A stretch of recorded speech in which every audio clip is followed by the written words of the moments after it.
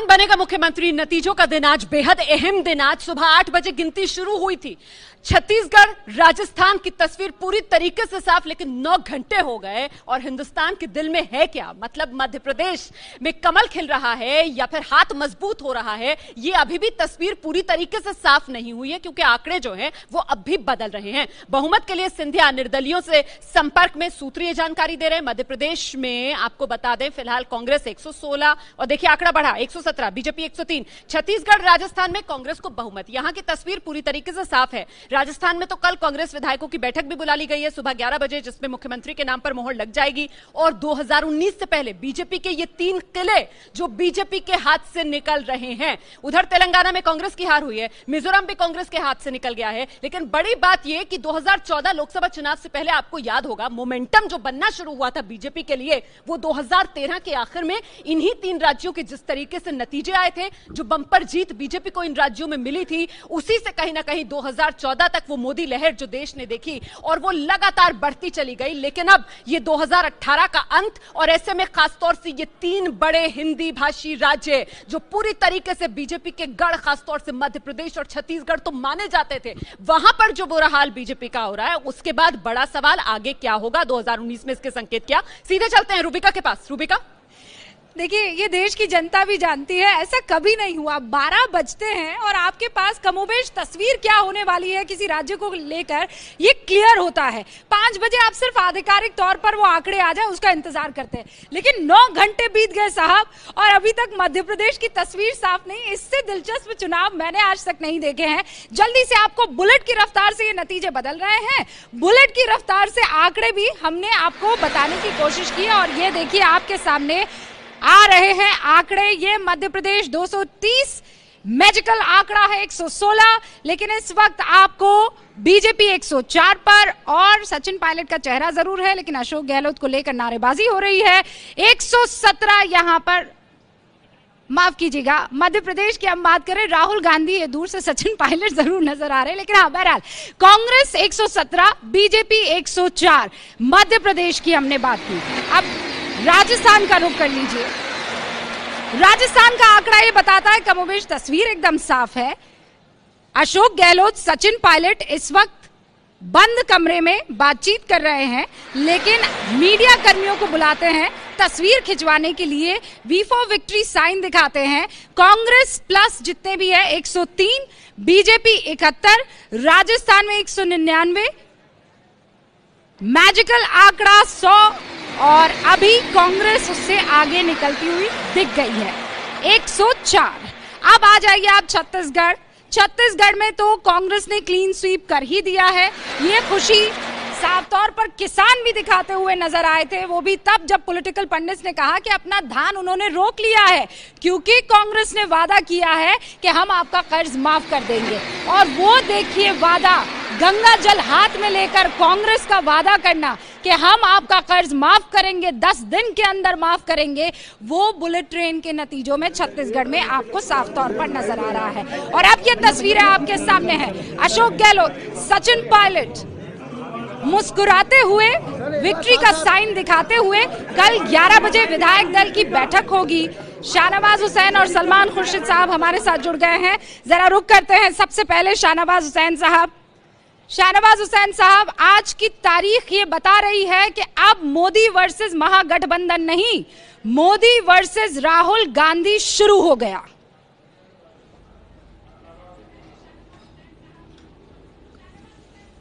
ये सही है कि इन राज्यों में जो 3 राज्य के 5 राज्य के चुनाव थे, 3 राज्य में हमारी हुकूमत थी और उन 3 राज्यों में कांग्रेस को सफलता मिलती हुई दिख रही है, जबकि मध्य प्रदेश में कांटे की टक्कर अभी भी है। एक राज्य जो मिजोरम था, जहां कांग्रेस बहुत दिन से हुकूमत में थी, राजीव गांधी जी के जमाने से वहां से कांग्रेस की हुकूमत मिजोरम से खत्म हुई है। जहां कांग्रेस को उम्मीद थी तेलंगाना में, वहां उसको बहुमत नहीं मिला है। और हमें भी छत्तीसगढ़ में पूरी तरह बदलाव के लिए वोट हुआ है, राजस्थान में थोड़ा संघर्ष हुआ है रूबिका जी आपके राज्य में, और मध्य प्रदेश में कांटे का संघर्ष हुआ है, लेकिन कांग्रेस ने अच्छा परफॉर्म किया है। ये राज्य का चुनाव है, और इन चुनाव में आप जानते हैं 2004 में सलमान खुर्शीद साहब को याद होगा, नहीं पर चित भी मेरी पद भी मेरा नहीं हो सकता ना शाहनवाज हुसैन साहब। भाई उपचुनाव हो तब भी आप उसे विधानसभा से मत जोड़िए, आप उसे लोकसभा से मत जोड़िए। अब विधानसभा के नतीजे आ रहे हैं शाहनवाज हुसैन साहब, तो आप कह रहे हैं उसे लोकसभा से मत जोड़िए। ऐसा नहीं हो सकता है, बड़ा दिल दिखाइए, बड़ा दिल दिखाइए और आज खुलकर सलमान खुर्शीद को आप मुबारकबाद दीजिए और कहिए कि हाँ अब मजा आएगा। मोदी वर्सेस राहुल गांधी, देश की डेमोक्रेसी में अब मजा आएगा। भोपाल की तस्वीरें दिखा रही शाहनवाज हुसैन साहब, मैं मौका दूंगी और आज मुबारकबाद तो आपको देनी होगी। राहुल गांधी तो बने, बड़ी मुबारक है, बनाए ये चुनाव को मोदी वर्सेस राहुल। नहीं शाहनवाज हुसैन साहब, ये तो घमंड वाली मुबारकबाद है। मैं कह रही हूँ खुले दिल से मुबारकबाद दीजिए। है सलमान खुर्शीद सुन रहे हैं आपकी बात को, मुस्कुरा रहे हैं। अरे साहब मैंने इनको 3 राज्य में, मैंने इनको 2 राज्य में छत्तीसगढ़ में जीते उसकी मुबारकबाद देता हूँ, राजस्थान की मुबारकबाद देता हूँ। अभी तो जब तक रिजल्ट नहीं आया तो मध्य प्रदेश का कैसे दे दूं, और मिजोरम में ये हारे हैं उस पर दुख भी जता देता हूँ। तेलंगाना में ये उम्मीद इनकी पूरी नहीं हुई, उस पर भी दुख जता देता हूँ। अब हम तो सलमान साहब को मुबारकबाद भी देते हैं, जहाँ इनकी दिक्कत आई है दुख भी जता देते हैं। एक्चुअली शाहनवाज हुसैन साहब आपको खीर भी खिला रहे हैं लेकिन उसमें शक्कर नहीं है। मुंह मीठा कीजिए लेकिन उसमें शक्कर नहीं है।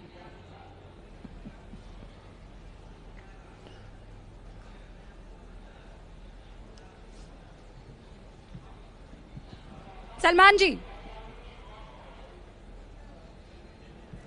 जी देखिए, आज ये जो भी दे देंगे वो हम खा लेंगे। आज हमको ना शक्कर ना नमक किसी चीज़ की ज़रूरत है। आज जो जनता ने समर्थन दिया है, प्यार दिया है और अपना आशीर्वाद दिया है और विश्वास दिया है, उसी से आज दिल भर जाएगा, आज उससे पेट भर जाएगा। आगे की और चुनौतियां होंगी, उन चुनौतियों के लिए हमें तैयारी करनी है, तैयारी करेंगे। एक पहला कदम है, बहुत दिन बाद सफलता हमको मिली है। राहुल गांधी जी ने ये अध्यक्ष बनने के बाद पहली सफलता प्राप्त की है। हम समझते हैं कि इसके आगे बहुत सारी चुनौतियां हैं, अब उनमें हम जुट जाएंगे फौरन। Now I pick on the keywords, Salman Khurshid साहब, जब आप कहते हैं कि चुनौतियां, तो ये चुनौतियां क्या सीएम नाम घोषित करने की चुनौतियां हैं? जी नहीं, वो तो देखिए ये तो एक मजे वाली बात है कि इसमें जो भी बनेगा वो भी खुश है, जो नहीं बनेगा वो भी खुश रहेगा। लेकिन कम से कम बहुत दिन बाद ऐसा तो हुआ कि सीएम बनने के लिए वो लोग आज प्रबल ऐसे नेता सामने आए हैं, जो भी बन जाएगा वो अच्छा बनेगा।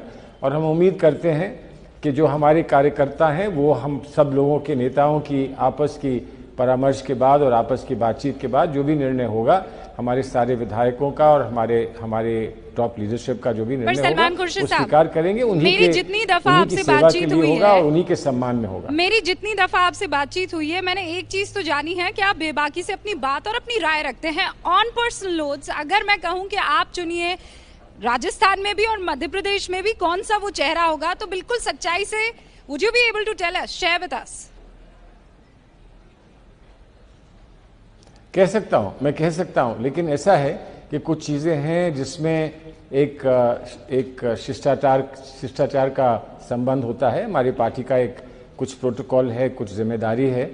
और इस समय ये कहना कि मुझे फलां अच्छा लग रहा है या फलां अच्छा लग रहा है, सारे हमारे साथी हैं, सब लोगों ने संघर्ष किया है, बड़ा अच्छा संघर्ष किया है। अब किसकी किस्मत में सीएम बनना लिखा हुआ है ये तो मैं नहीं बता सकता हूं, लेकिन जो भी बनेगा अच्छा बनेगा और अच्छा काम करेगा, ऐसा हमारा विश्वास है।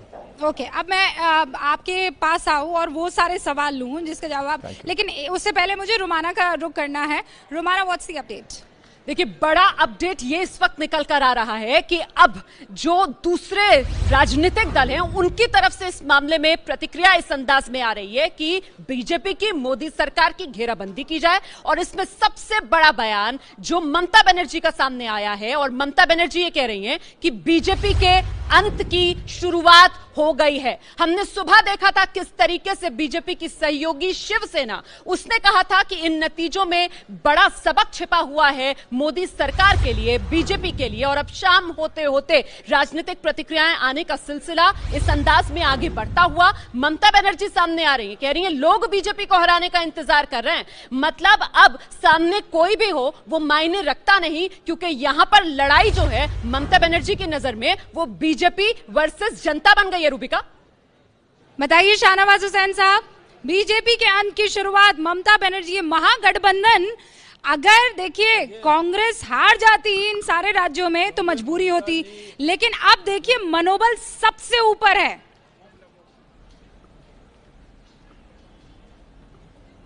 देखिए ममता जी की यहाँ तो वो खुद कांग्रेस को खत्म कर रही हैं पश्चिम बंगाल के अंदर। मैं जाता रहता हूँ बंगाल, मैंने देखा है कि कांग्रेस के लोग कितना संघर्ष कर रहे हैं उनके खिलाफ। दूसरा, जनता से लड़ाई तो खुद उनकी हो रही है। हमारी रथ यात्रा थी, उसको रोकने की कितनी कोशिश की, हमें अदालत से रिलीफ लेना पड़ता है। ममता जी इस देश में सबसे ज्यादा अगर बीजेपी से किसी को डर लगता है तो वो ममता बनर्जी हैं। उनको लगता है कि बीजेपी सलमान खुर्शीद साहब ऐसा है क्या? उनको सत्ता से बेदखल करेगी और अगले लोकसभा के चुनाव में भी भारतीय जनता पार्टी पश्चिम बंगाल में बेहतरीन प्रदर्शन करेगी। इसलिए मैं जानता हूं कि अभी तक तो कोई बयान ऐसा दिया नहीं है, लेकिन इस तरह का बयान आएगा। अभी तो अखिलेश यादव और मायावती जी का भी बयान आएगा। जो लोग कल महागठबंधन की मीटिंग में शामिल नहीं हुए वो भी इनके लिए पक्ष में बयान देंगे। मैं जानता हूँ आज बयान तो आएगा। अच्छा, मेरे सहयोगी, वरिष्ठ सहयोगी कुछ सवाल दागना भी चाहते हैं, पूछना भी चाहते हैं। विजय विद्रोही यहाँ पर है। मुझे सलमान खुर्शीद साहब से एक सवाल पूछना है कि आपको क्या लगता है कि जब इतनी बड़ी जीत कांग्रेस की हुई है आपकी नजर में, तो ऐसे में विधायकों को मुख्यमंत्री चुनना चाहिए या राहुल गांधी को? देखिए, एक परंपरा हमारी है, विधायकों के परामर्श से, विधायकों की ही इच्छा से हम लोग, हमारे नेता निर्णय लेते हैं और विधायकों का सम्मान करते हुए और उनकी इच्छा के अनुसार ही निर्णय लेते हैं। लेकिन जो परंपरा है वो सबको मालूम है, हम सब स्वीकार करते हैं, हम उस परंपरा से जुड़े हैं। तो उसी परंपरा को अगर का सम्मान करते हुए निर्णय लिया जाएगा तो मैं मानता हूं कि सभी लोग संतुष्ट रहेंगे, कहीं किसी को इसमें शिकायत की गुंजाइश नहीं रहेगी। सलमान साहब, बहुत आसान होनी चाहिए थी ना ये विक्ट्री कांग्रेस के लिए, इतनी डिफिकल्ट कैसे हो गई? इसके माने ये निकल रहे हैं सलमान साहब, I'll just finish। इसके माने ये निकल रहे हैं कि अभी बीजेपी से नफरत नहीं है कि उसे उखाड़ फेंके, और ना कांग्रेस से इतनी मोहब्बत है कि उसे सत्ता पर काबिज कर दे। देखिए, मोहब्बत की तो ख्वाहिश है, नफरत की नहीं है। हम नहीं चाहते हैं कि इस देश में नफरत हो, हम नहीं चाहते हैं कि किसी को हम क्रश करें, किसी को हम हमेशा के लिए समाप्त करें। हम नहीं चाहते हैं कि ये देश भारतीय जनता पार्टी से हमेशा के लिए मुक्त हो जाए। एक हेल्थी परंपरा हमारे देश में बनी रहे, डेमोक्रेसी की, लोकतंत्र की। अच्छा, यहाँ कुछ वरिष्ठ पत्रकार भी हैं। एक अपडेट पहले मैं ले लेती हूँ रोमाना से, उसके बाद मैं आती हूँ शाहनवाज हुसैन साहब, सलमान साहब। हाँ, रोमाना।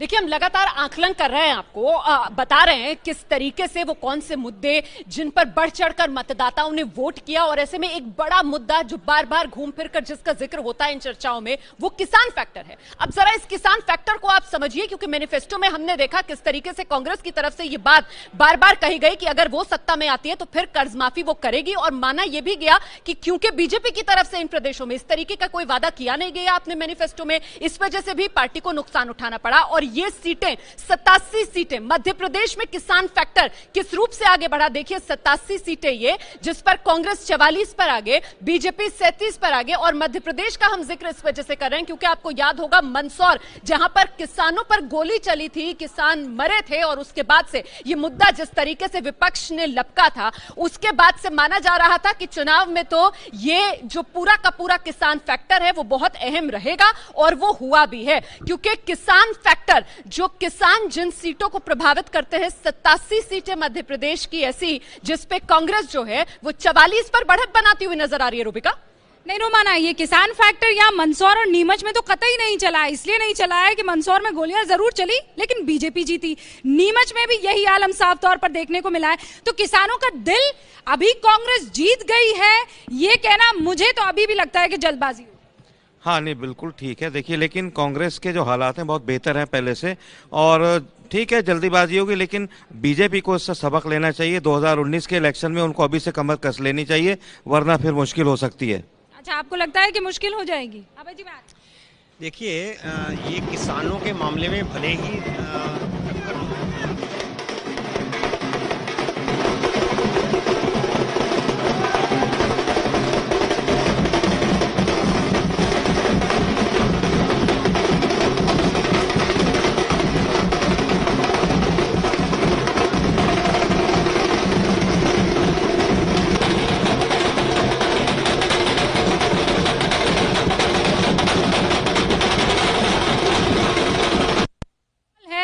अभी किसी को सोचना भी नहीं है कि कौन मुख्यमंत्री बनेगा।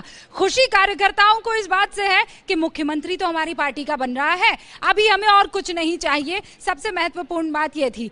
अभी ओवैसी क्या कुछ कह रहे हैं, सुनिए। K. Chandrasekhar Rao has all the capabilities and the capacities to ensure that a non-Congress government comes into existence when the next parliament election takes place. And this country requires a non-Congress and a non-BJP government. After having seen Mr. K. Chandrasekhar Rao from very close quarters, I feel that this nation deserves a leader like K. Chandrasekhar Rao, and I hope that the next step which is going to take will definitely be successful, because I know for a fact that lot of planning, lot of studying has been gone into it, and definitely I will stand along shoulder to shoulder with him in ensuring that in the next 2019 parliament election there is a non-Congress and a non-BJP government. Secondly,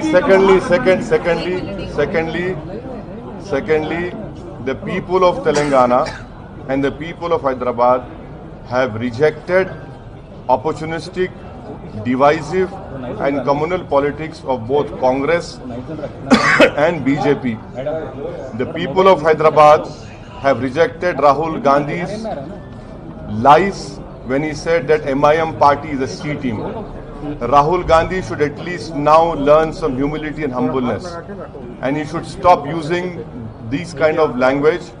People of Hyderabad, people of Telangana have rejected your baseless, pathetic allegations wherein you call TRS a B team and MIM a C team.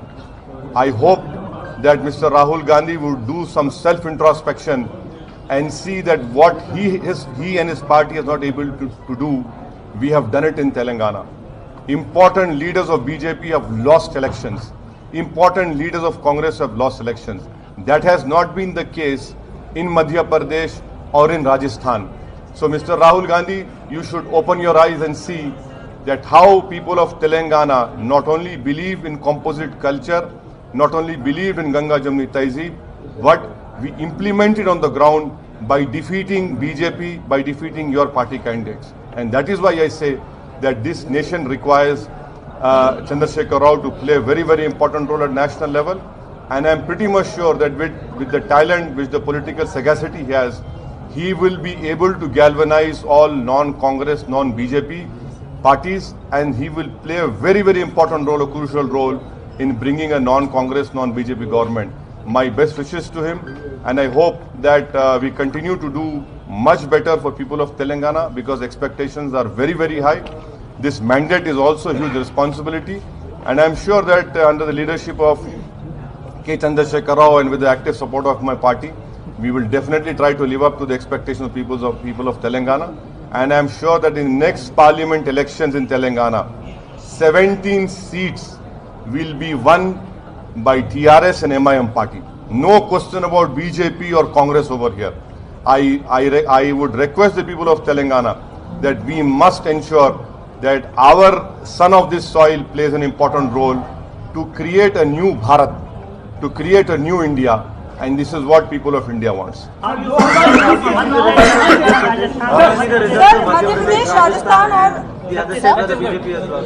You see, had there been a regional party in Madhya Pradesh or Rajasthan, definitely that regional party would have done well. Madhya Pradesh, Rajasthan, Madhya Pradesh especially, and Chhattisgarh, 15 years of anti-incumbency of BJP.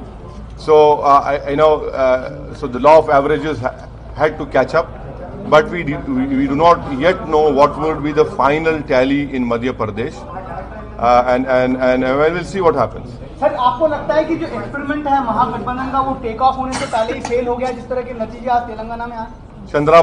Chandrababu Naidu को इससे सबक हासिल करना चाहिए, और हम चंद्रबाबू नायडू को ये बता रहे हैं कि मैं आंध्र प्रदेश को आऊंगा, मैं आंध्र प्रदेश जाऊंगा। चंद्रबाबू नायडू साहब, आपने हमारे कॉन्स्टिट्यूंसी में, हैदराबाद में, तेलंगाना में आकर बड़ी बड़ी सभाएं की। अब हम जब तेलंगाना आंध्रा में जाएंगे चंद्रबाबू नायडू, तो आप देखना रिएक्शन कैसा होगा। और आप इस बात को नोट कर लीजिए कि 25 लोकसभा सीट में से इंशाल्लाह 2 लोकसभा की सीट पर भी चंद्रबाबू नायडू कामयाब नहीं होगा। वहां की एंटी इनकम्बेंसी इनको बर्बाद कर देगी। और ये जो बड़ी बड़ी बातें कर रहे थे सो कॉल्ड सेटलर, अरे भाई ये सेटलर नहीं है, तेलंगाना के लोग हैं, उनका यकीनन कुछ कनेक्शन होगा आंध्रा से, मगर उन्होंने देख लिया कि वहां पर चंद्रबाबू नायडू बदनाम है, लोग बेजार हैं उनसे, उसका रिफ्लेक्शन यहाँ पे है। और यही नतीजा आप देखेंगे आंध्रा में भी आएगा। और मैं आखिर में चंद्रबाबू नायडू और उनके चमचों से कहना चाहूंगा कि अब आप सबक हासिल कर लीजिए। आप जो विस्पर कैंपेन, आप जो पैसों के बलबूते पर जो 100 करोड़ रुपया आपने तेलंगाना में खर्च किया, तेलंगाना की आवाम ने आपके गुरूर को चिकनाचूर कर दिया और आपको मट्ठी चका दिया। और यही इंशाअल्लाह ताला आंध्र प्रदेश के आवाम चंद्रबाबू नायडू से करने जा रही है। Sir, despite a win for the leaders have lost elections, including Revanth Reddy and several other senior Congress leaders have lost election here. When I was telling you from last 30 days that TRS would form a government, I had told you in our private conversations that this is going to happen. Many of my journalist friends were very skeptical. In fact, some of them even laughed at my face. But this has proven to be true. This has come true because people of Telangana have solely backed TRS, and they know that here you have a leader who has not only delivered, but this verdict is for K. Chandrasekhar Rao to take this forward. And I hope that Chandrasekhar Rao realizes, KCR realizes that he should not now limit himself to Telangana only. He has a very, very large national role to play. And तो इस वक्त की बड़ी खबर क्या है? महागठबंधन के मजबूत होने की बातचीत चले उससे पहले असदुद्दीन ओवैसी आते हैं और ये कहते हैं कि अब वक्त आ गया है कि गैर कांग्रेसी और गैर बीजेपी गठबंधन की तरफ हिंदुस्तान, एक नए हिंदुस्तान की तरफ हम लोग आगे बढ़े। और ये बात वो कहते राहुल गांधी को हिदायत और नसीहत देने लगे कि आप थोड़ा ह्यूमिलिटी लाइए, आप थोड़ा ग्राउंड वर्क कीजिए, आप थोड़ा होमवर्क कीजिए। राहुल गांधी पर खूब तंज कसा, लेकिन नरेंद्र मोदी का एक बार भी जिक्र नहीं हुआ, ये जानना आपको चाहिए। तेलंगाना ने राहुल को सबक सिखाया है। एक छोटा सा ब्रेक, लौटेंगे जल्दी।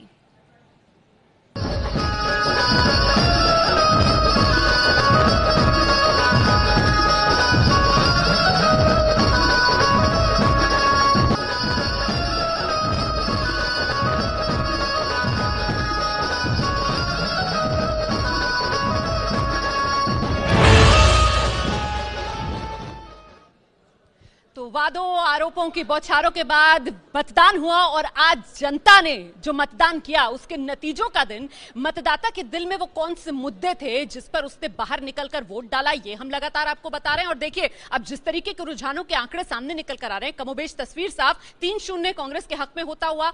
बीजेपी मध्य प्रदेश में भी हार रही है और मध्य प्रदेश में बीजेपी की हार की बड़ी वजह क्या रही, जरा इसे समझिए। 15 साल की एंटी इनकम्बेंसी ने खेल बिगाड़ा। ये जो एंटी इनकम्बेंसी थी वो 5 साल की रही थी, 10 साल साल की नहीं थी, 15 साल। ये चौथी बार एक बार फिर जनता के बीच पहुंचकर वोट मांगा जा रहा था बीजेपी की तरफ से। इसके अलावा SC ST एक्ट को लेकर हमने देखा किस तरीके से पहले तो ST सड़क पर उतरे, उसके बाद जो सवर्ण है वो सड़क पर उतर आए। 4 बड़े शहरों में हार ने बीजेपी को सत्ता से दूर कर दिया। कुल मिलाकर 4 बड़े शहर, जिसमें भोपाल भी है, इंदौर भी है, ग्वालियर भी है, जबलपुर भी है, यहां पार्टी को नुकसान हुआ है। और नुकसान बड़ा इसलिए क्योंकि बीजेपी को कमोबेश माना यह जाता है कि शहरी इलाकों की यह पार्टी है, और ऐसे में अपने गढ़ में जिस तरीके से बीजेपी ने जमीन खोई, उसका यह नतीजा कि सत्ता से दूर हो गई है बीजेपी। और इस बीच बड़ी खबर यह भी सामने आ रही है, कांग्रेस अध्यक्ष राहुल गांधी किसी भी पल प्रेस कॉन्फ्रेंस के लिए पहुंच सकते हैं। इस बड़ी खबर पर हमारी नजर लगातार बनी हुई है। देखिए, जितने नेता राज्य के सामने निकल कर आ रहे हैं, सबकी तरफ से जीत का सेहरा जो है वो राहुल गांधी के सिर पर ही बांधा जा रहा है। जाहिर सी बात है,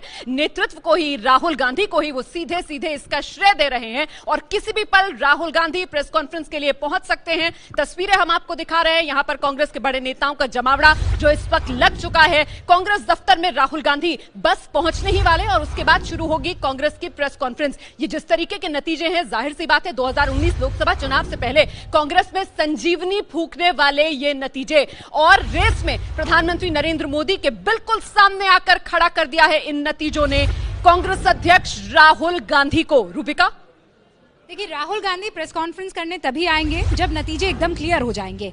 हमारे रिपोर्टर्स हमें ये जानकारी दे रहे हैं कि वो दफ्तर पहुंच जाएंगे, उसके बाद वेट करेंगे। जब क्लैरिटी आ जाएगी कि मध्य प्रदेश में बिल्कुल काबिज हो गई है कांग्रेस, सत्ता के बिल्कुल करीब है, जैसा राजस्थान में हुआ है, तब वो आएंगे और प्रेस कॉन्फ्रेंस करेंगे। क्योंकि वो करने वाले थे प्रेस कॉन्फ्रेंस 5 से 5:30 के बीच में, लेकिन क्योंकि नतीजे क्लियर नहीं हो पाए, इसीलिए थोड़ा और इंतजार होने वाला है। मोहन प्रकाश और शाहनवाज हुसैन साहब हमारे साथ इस पूरे मसले पर बातचीत करने के लिए। मोहन प्रकाश जी, जीत तो हुई, लेकिन इस जीत में वो बात नहीं है, ऐसा क्यों?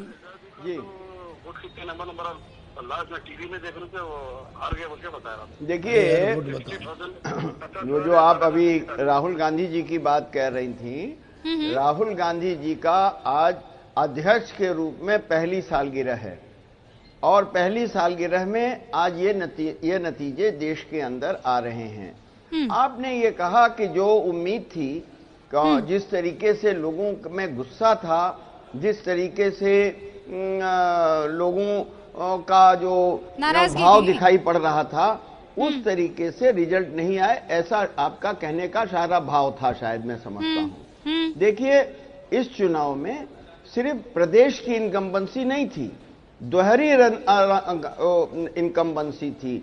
शाह और तानाशाह का जो शासन है इस देश के अंदर, उसके खिलाफ आपका जवाब मैच नहीं कर पा रहा है। और नहीं, जो इन्होंने मोहन जी, की थी, ये जवाब मैच नहीं करता है। मैं बताती हूँ क्यों मैच नहीं करता है। मैं ये कह रही हूँ कि 12 बजे तक तो क्लियर हो जाना चाहिए था। आप लोग क्लीन स्वीप कर गए। आज पहली सालगिरह पर राहुल गांधी ने बता दिया कि अलावा उनके कोई और ऑप्शन नहीं। आप ये कह रहे हैं कि डबल एंटी इनकम्बेंसी है, उसके बावजूद इतनी कड़ी टक्कर बीजेपी और कांग्रेस में। सर, ये जवाब मैच नहीं कर रहा है। शाहनवाज हुसैन साहब, मैं क्यों इसलिए बता रहा हूँ, वही बताना चाह रहा हूँ कि इन्होंने समाज को इतना विभाजित करने का काम किया कि हनुमान जी की जात भी बताने लग गए ये लोग, और उसके साथ साथ ये साम दाम दंड भेद इतना तरह का इन्होंने सब कुछ किया, उसके बावजूद ये जो जनादेश एक राज्य मिजोरम इनके पास था। मिजोरम में क्या मिजोरम देश का हिस्सा नहीं है जहां कांग्रेस का शासन समाप्त हो गया? क्या तेलंगाना में जहां कांग्रेस की उम्मीद थी उस पर पानी नहीं फिर गया? क्या ये सच्चाई नहीं है? लेकिन हम आपकी तरह नहीं है ना कि 2 MLA जीतेंगे और हम राज्य सरकार बना लेंगे। जनता पार्टी ने दिया। अगर आप डबल एंटी इनकम्बेंसी की बात है, अब हमारी बात है, ये सही है कि एंटी इनकम्बेंसी थी हमारी 15 हार के बाद पहली बार रमन सिंह मीडिया के सामने आए हैं। वो तस्वीर दिखाना बहुत जरूरी है। के अंदर रोक रही हूँ शाहनवाज हुसैन साहब। हमारे सभी कार्यकर्ता बंधुओं को, इलेक्ट्रॉनिक प्रिंट मीडिया के साथियों को, सभी अधिकारी कर्मचारी और समाज के सभी लोगों को मैं धन्यवाद दूंगा कि बहुत शानदार मतदान में उन्होंने हिस्सा लिया और शांतिपूर्वक पूरे चुनाव की प्रक्रिया समाप्त हुई। छत्तीसगढ़ विधानसभा 2018 के परिणाम राज्य की जनता ने जो जनादेश दिया है उसका हम सब सम्मान करते हैं। जनता जनार्दन ने कांग्रेस के पक्ष में समर्थन दिया, उनके लिए बधाई देता हूं कांग्रेस पार्टी को, और जनता को किए गए वायदे को निभाने के लिए कांग्रेस पार्टी को अपनी ओर से शुभकामना देता हूं कि जो वादा उन्होंने किया है उसको निभाएं। छत्तीसगढ़ की जनता ने भारतीय जनता पार्टी को लगातार 15 वर्ष भारतीय जनता पार्टी को अवसर दिया और मुझे 15 साल इस छत्तीसगढ़ की सेवा करने का अवसर मिला। इसको मैं अपना सौभाग्य मानता हूं और इसके लिए प्रदेश की 2.5 करोड़ जनता को मैं हृदय से धन्यवाद देना चाहता हूं कि जो बेस्ट हो सकता था उसको करने का काम हमने किया और छत्तीसगढ़ के आम आदमी के जीवन में परिवर्तन आ सकता है, उन नीतियों का क्रियान्वयन करने का अवसर मिला। यह चुनाव मेरे नेतृत्व में लड़ा गया था, इसलिए इस हार की नैतिक जवाबदारी मैं स्वयं लेता हूं कि जब हम 3 बार चुनाव जीते थे, उस चुनाव जीतने के मुख्यमंत्री के नाते मुझे क्रेडिट मिला था, तो आज यदि हम चुनाव हारे हैं तो उसकी नैतिक जवाबदारी भी डॉक्टर रमन लेता है और इसके लिए मैं जवाबदार हूं। इसके साथ ही साथ हम अपने विपक्ष की एक सशक्त भूमिका जो हम छत्तीसगढ़ की जनता के साथ मिलकर 5 साल एक महत्वपूर्ण भूमिका रहेगी। 15 साल जो हमने काम किया, अब एक नई भूमिका में उतने ही प्रखरता से, उतनी मजबूती के साथ छत्तीसगढ़ की जनता की सेवा करने का जो अवसर मिलेगा उसमें हम छत्तीसगढ़ की जनता का सेवा करेंगे। और सभी को मैं इस अवसर पर जिन्होंने इस पूरे मतदान की प्रक्रिया में हिस्सा लिया और विशेष रूप से छत्तीसगढ़ की जनता का जितना प्रेम, जितना सहयोग, जितना समर्थन मिला, मैं जीवन भर काम करता रहूंगा, तो उस ऋण से मैं उल्ट नहीं हो सकता। डेवलपमेंट मॉडल लेकर आप लोगों के बीच पहुंचे थे। छत्तीसगढ़ के पूर्व सीएम रमन सिंह को आप सुन रहे थे। जो सबसे महत्वपूर्ण बात थी, रमन सिंह ने क्या कही? मेरे नेतृत्व में चुनाव लड़ा गया, इसीलिए हार की जिम्मेदारी मेरी। शाहनवाज हुसैन साहब, जीते तो प्रधानमंत्री मोदी वाली लहर, हारे तो रमन सिंह आगे। कमी रही तो कहाँ रही और उसको आगे कैसे हम ठीक करेंगे? आपने इसकी जिम्मेदारी ली। देखिए, छत्तीसगढ़ और मध्य प्रदेश और राजस्थान में हमने अपना नेता घोषित करके चुनाव लड़ा था और रमन सिंह जी हमारे मुख्यमंत्री थे, उन्होंने उनके नेतृत्व में चुनाव लड़ा। और ये भारतीय जनता पार्टी है, वो हमारे नेता जो छत्तीसगढ़ में या मध्य प्रदेश में या राजस्थान में वो फ्रंट पर आकर लड़े थे, तो उन्होंने क्रेडिट लिया, जीत का भी क्रेडिट उनको मिलता था, तो हार के लिए उन्होंने स्वीकार किया सहजता से। तो ये तो बड़प्पन है रमन सिंह जी का। और आप देखें कि उन्होंने 15 साल पूरी सेवा की है, जनता ने बदलाव के लिए वोट दिया, लेकिन हम जनता का जनादेश स्वीकार करते हैं। प्रधानमंत्री नरेंद्र मोदी जब राजस्थान में रैली कर रहे थे, क्योंकि वहां पर एक नारा बहुत प्रचंड तरीके से उभर कर आ रहा था कि मोदी तुझसे बैर नहीं, वसुंधरा तेरी खैर नहीं, आपको भी पता होगा। और न जाने राजस्थान के चुनाव कवर करते करते मैं कितनी मर्तबा इस नारे को कह चुकी हूं। तो मोदी क्या कह रहे थे कि आप मेरे नाम पर वोट दीजिए। एक अपडेट आ रहा है, मैं इस सवाल का जवाब लूं उससे पहले रोमाना।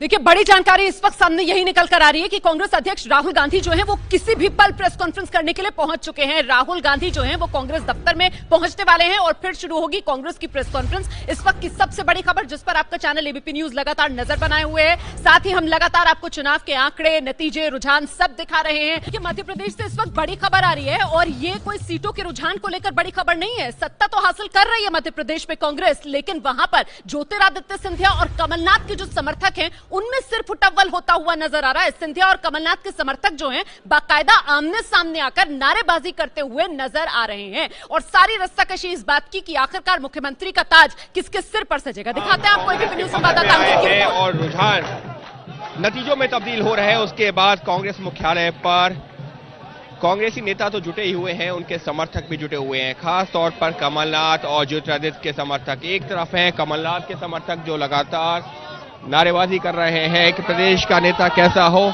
कमलनाथ जैसा हो। इस तरीके के लगातार नारे लगाए जा रहे हैं। ये वो कमलनाथ के समर्थक हैं जो लगातार मांग ये कर रहे हैं कि मुख्यमंत्री के तौर पर कमलनाथ के चेहरे को आगे बढ़ाया जाए। तो दूसरी तरफ यहाँ पर गेट के बाहर ये जो है जो समर्थक हैं वो ज्योतिरादित्य के समर्थक हैं।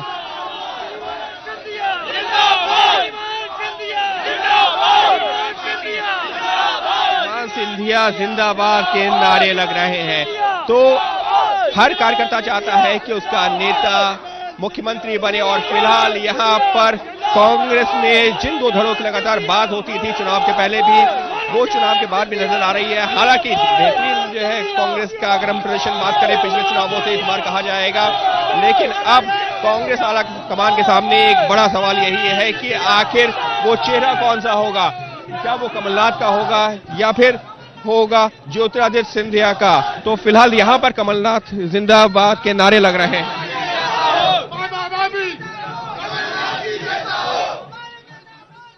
तो देखिए अब बड़ा सवाल तो ये है कि क्या कांग्रेस को जीत की उम्मीद ही नहीं थी या फिर जीतने के बाद कोई प्लान ही पार्टी ने नहीं बनाया कि स्थिति ऐसी आ गई है कमलनाथ और सिंधिया के जो समर्थक है आमने सामने आकर एक दूसरे के लिए नारेबाजी करते हुए नजर आ रहे हैं। हमें जानकारी ये मिल रही है कि राहुल गांधी किसी भी वक्त प्रेस कॉन्फ्रेंस कर सकते हैं क्योंकि वो कांग्रेस दफ्तर पहुंच चुके हैं। वहां पर बाकी कार्यकर्ताओं का जमावड़ा भी, बड़े कांग्रेसी लीडर्स का जमावड़ा भी लगना शुरू हो गया है। और इस बीच मध्य प्रदेश में दोनों दिग्गज नेताओं के कार्यकर्ता आपस में भिड़ते हुए नजर आए। हमारे सहयोगी अंकित वहां पार्टी दफ्तर में ही कांग्रेस के मौजूद थे। ज्योतिरादित्य सिंधिया के अलग कार्यकर्ता थे और कमलनाथ के अलग कार्यकर्ता हैं। कमलनाथ रेस में सबसे आगे नजर आ रहे हैं सीएमशिप की, और ऐसे में दोनों ही कार्यकर्ता आपस में भिड़े, आपस में तू मैं भी हुई। हमारे साथ शाहनवाज हुसैन साहब भी हैं और हमारे साथ प्रकाश साहब भी है। प्रकाश साहब, ये क्या हो रहा है? ये चीज तय क्यों नहीं हो पा रही है? एक टॉल लीडर दोनों में से निकलकर क्यों नहीं आ जाता? पहली बात तो ये बता रहा हूं, नहीं, दोनों लोग एक नारा तो लगा ही रहे ना, राहुल गांधी जिंदाबाद। इसलिए आप चिंता नहीं करें, चुनाव के पहले भी और सब लोगों के नारे लगने चाहिए, क्योंकि कमलनाथ जी ने भी मेहनत की है, सिंधिया जी ने भी की है, दिग्विजय सिंह जी ने भी की है, अरुण यादव ने भी की है, भूरिया जी ने भी की है, तो सबके नारे लगने चाहिए। कांग्रेस पार्टी सबको लेके चलने वाली है, खाली ऐसा नहीं है कि यहाँ नरेंद्र मोदी और अमित शाह खाली दो ही है, इसके अलावा कोई नहीं है। सर, आपके यहाँ तो एक ही है। आपने कहा कि दोनों मिलकर राहुल गांधी की नारेबाजी तो कर रहे हैं। यहाँ तो अमित शाह की जिंदाबाद और मोदी जिंदाबाद दो तो हैं, यहाँ तो एक ही है। गांधी जिंदाबाद, राहुल गांधी जिंदाबाद। क्यों शाहनवाज हुसैन साहब? क्यों? नहीं, एकदम सही कहा रूबिका जी। तो पार्टी के अध्यक्ष हैं ना, इसलिए उन्हीं का तो लगेगा। और दोनों सुनिए, और अगर जीती है रूबिका जी, जब आप मुझे समय देती हैं तो मुझे बोलने दिया करें। हाँ सर, जल्दी से अपनी बात रखिए। मुझे समय दिया ना आपने, मैं बोल लूं इस पे। हाँ, क्योंकि कांग्रेस पार्टी चुनाव में जीती है तो सारा समय वही बोलेगी, ये तो नहीं चलेगा। मतलब आपने मुझे भी बुलाया है तो नहीं कहिए सर। नहीं, मुझे रूबिका जी ने समय दिया मोहन जी, इसलिए मैं बोल रहा हूँ। अगर इजाजत हो तो मैं बोल लूं जी। मैं कह रहा हूं कि तो मैं डिस्टर्ब नहीं कर रहा। हमारे यहाँ एक पार्टी, मैं डिस्टर्ब नहीं कर रहा हूं। हमारे यहाँ सामूहिकता से हमारे यहाँ निर्णय होता है। हमारे सुप्रीम लीडर नरेंद्र मोदी जी हैं और हमारे पार्टी के अध्यक्ष अमित शाह जी हैं। दोनों का कोई संबंध नहीं है आपस में, रिश्तेदारी भी नहीं है। हमारे यहाँ ये पार्टी की व्यवस्था है, तो अगर दो नाम लिए जाते हैं तो इसमें ये मत समझेंगे कि वो एक परिवार के दो व्यक्ति का नाम है। ये भारतीय जनता पार्टी के राष्ट्रीय अध्यक्ष और नेता के तौर पर हम उनके नारे लगाते हैं। आपकी पार्टी भी कम नहीं है। बात ये है शाहनवाज हुसैन साहब, नहीं, इन दोनों के नाम तब लिए जाते हैं जब पार्टी जीत जाती है। इन दोनों के नाम के जिंदाबाद वाले नारे तब लगते हैं जब पार्टी जीत जाती है। और छत्तीसगढ़ जैसी स्थिति अगर हो जाती है तो रमन सिंह आगे आते हैं, कहते हैं साहब मैं नेतृत्व ले रहा था, किसी और की जिम्मेदारी नहीं है, हारा मैं तो जिम्मेदारी मेरी है। आप मैं जान रहा हूँ रूबिका जी, आने वाले कुछ दिनों में, रूबिका जी मैं जवाब दे दूं, आने वाले कुछ दिनों में, जैसे एक बार दिल्ली हार गए थे और एक बार बिहार हार गए थे, 6 महीने तक ऐसा लग रहा था जैसे हम लोगों को सबने डिबेट में आकर खत्म कर दिया, कहा हम लोग खत्म हो गए। ऐसा ही होने वाला है। 5-6 दिन तक यही चलेगा, 5-6 दिन तक यही कहा जाएगा बीजेपी हार गई, बीजेपी हार गई।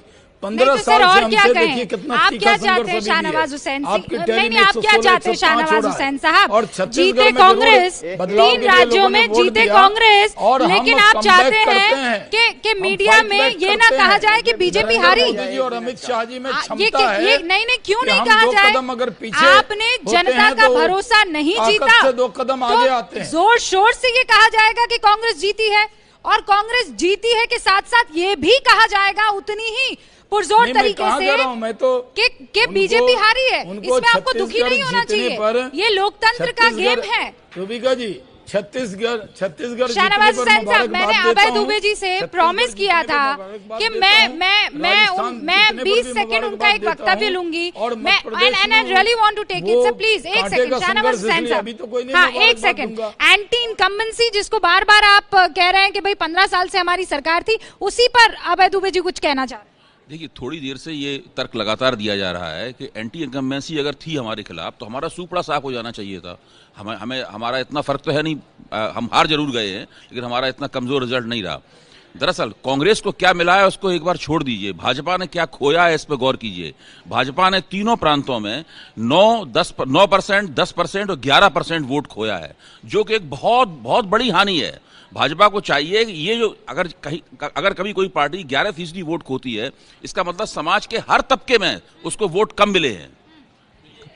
ये बहुत बढ़िया है। यही तो नतीजों का कनेक्शन है जो आपसे कुछ देर पहले, सेकंड भर पहले आप देख रहे थे कि जो 63 सीटें बीजेपी ने हासिल की थी ना शाहनवाज हुसैन साहब, उसमें से 46 सीधे तौर पर कांग्रेस को दे दी है। इन 5 राज्यों में 20 पर रह गई है बीजेपी। 63 में थी 2014 में, और ये देखिए कांग्रेस 6 से पहुंच गई 46। अब हो गया है असल मुकाबला। बहुत बहुत शुक्रिया। ये है एबीपी न्यूज, आपको रखे आगे।